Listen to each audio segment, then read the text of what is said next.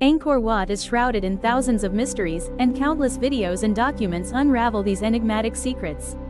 However, very little information reveals what truly exists inside the main tower of this temple. Is there some big secret being kept hidden?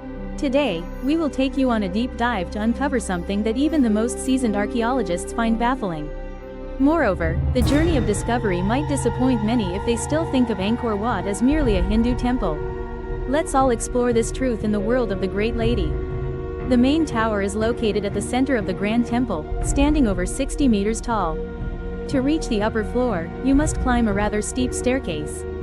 This shows that the construction of the temple was no easy feat. As you reach the end of the main hall, you can't help but marvel at the majestic wall carved with the image of the Buddha. Up ahead, there's also a reclining Buddha statue. How strange, for Angkor Wat was originally a temple adorned with countless carvings deeply rooted in Hindu elements. So why is there a giant Buddha statue carved into the cliff here?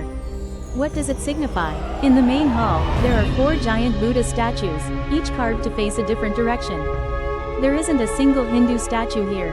This clearly shows that Angkor Wat is not a Hindu temple, but a Buddhist one. Currently, more and more Cambodians firmly believe that this is indeed a Buddhist temple.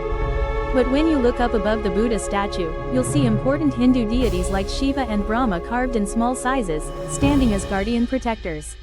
Not far away stood a strange structure, a stone edifice clearly not built by the original architects of Angkor Wat. It was likely created by a much later civilization, one that didn't even know how to properly cut or carve stone. But the real question to ask is, how could a civilization considered inferior have built such magnificent stone structures? So why did those who came later decide to build a wall right at this very spot? At certain locations, you might notice a gap behind the wall, as if it was built from the very beginning to conceal something of utmost importance. Now, let's return to the main room, the first place where the Buddha statue was discovered. The wall has a rectangular frame surrounding it, looking exactly like a passageway or an entrance. Even stranger is that when you observe the rocks behind you. To conceal the joints, they sloppily applied plaster or paint, while the construction passages were sealed back into the main room. To hide the joints, they sloppily applied plaster or paint, leaving an uneven finish. It can be predicted that the statue in this chamber is the entrance, along with 3 doors in the other directions. When this temple fell into the hands of another civilization, they sealed off the 4 passageways by building simple walls and carving images of sacred creatures onto them. This is not a hypothesis but information that has been confirmed by the Cambodian Archaeology Department itself. So, what was in the main room originally? Typically, Hindu temples have a statue placed in the main chamber, and this temple is no exception.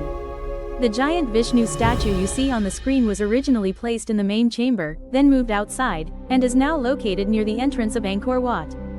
From an ordinary perspective, you'll notice just how exquisitely the piece is carved, especially when you realize it was crafted from a single block of jasper with countless intricate details. But the real shock lies above. When you look up, you'll see a gaping hole right in the center of the tower. And if you glance down at the floor, what you discover is even more bizarre. Nearly 30 meters underground, a shaft leads down to a secret subterranean chamber. According to the survey, there used to be a stone box here, but it was taken away, leaving only fragments behind. The entire research team observed that at noon, when sunlight shines through the gap at the top of the tower, it can directly illuminate the stone box placed in the underground chamber below. How can we imagine what the box looks like, and more importantly, what lies inside it? This box clearly vanished, yet in the same area, at another temple, an identical box appeared. A famous temple, This stone box is considered sacred, and to this day, people still sincerely offer gifts in worship. Inside, it was now hollow, but fortunately, the outer form remained intact as before. If a similar hollow stone box were found in Egypt, it would be considered a sarcophagus, a type of stone coffin or stone container used to preserve the mummies of pharaohs. Now, imagine this box is hidden in a secret chamber beneath the Angkor Wat temple. Was it also used to hold the mummy of the king who built Angkor Wat? Less than a meter long, so you can. Could it be that a king who built the world's largest temple would choose to place it in such a cramped space, confined within this tiny box? However, archaeologists discovered a hole at the top of the hollow box, measuring 7 to 10 centimeters in diameter, just wide enough for sunlight from the pyramid's peak to pass through and reach the objects inside. This suggests that anything inside the box requires sunlight to survive. How strange, archaeologists recently discovered several stone boxes shaped like turtles right in that very area. When opened, they discovered inside were quartz crystals, glass crystals, silica gel, and some objects that resembled copper wires. Is it possible that an ancient device made from the same material is hidden inside the box at Angkor Wat? These boxes were found less than 8 kilometers from Angkor Wat, all made of stone with small holes to let sunlight in. Today, we can easily imagine a primitive solar-powered device from ancient times.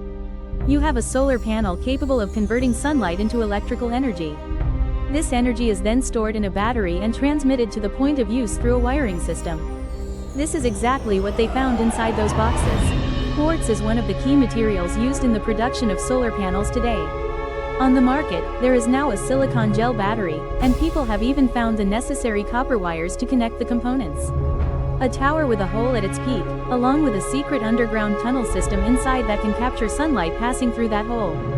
They used some sophisticated ancient devices inside, powered by solar energy. They securely placed this device underground, inside a hole about 30 meters deep.